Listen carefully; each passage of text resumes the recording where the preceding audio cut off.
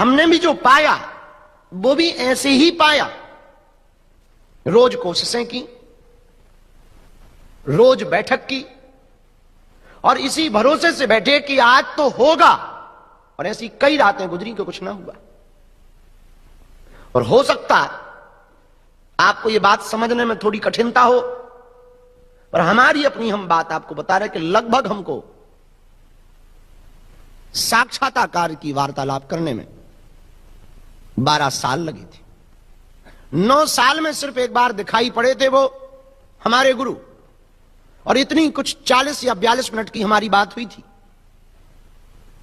और तब बहुत सीधी सी बात हुई थी हमारे गुरु से। उन्होंने कहा, मैं तुम्हारा इंतजार कर रहा था, तुम आए, भले आए। लगभग 40 मिनट तक पुरानी चीजों पर बात हुई कि अंतिम समय में कैसे तुम चूके, कैसे तुम्हारा पिछला जन्म खत्म हुआ, इस जन्म में मैंने कैसे तुम्हारा इंतजार किया।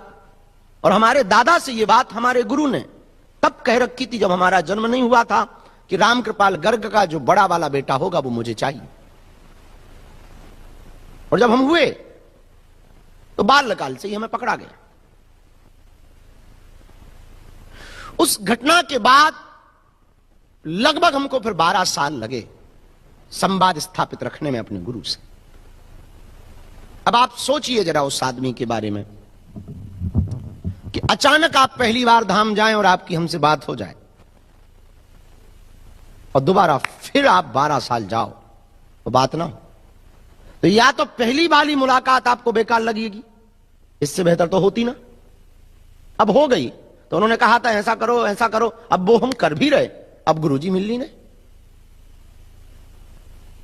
12 साल लग जाए तो हो सकता कि शायद ही ऐसा कोई एक आध आदमी होगा जो 12 साल तक लगातार वो प्रयत्न करे या इंतजार करे, पर हमने किया और परिणाम फिर निकला। 12 साल बाद फिर जो अनुबंध हुआ ठीक से, वो आज तक नहीं टूटा,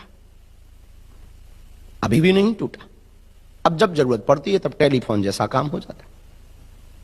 मन में प्रश्न उठाते हैं, वो उत्तर दे जाते हैं, कभी स्वप्न के थ्रू, कभी अनुभव के थ्रू, कभी किसी और के भी माध्यम से पहुंचा देते। तो ये बात पर निर्भर है कि आप कितने गहरे उतर रहे हैं और कितना गहरा सोच पा रहे हैं और कितना धैर्य आपके अंदर है और सोचने का तरीका आपका कितना बेहतर है सफल होने में।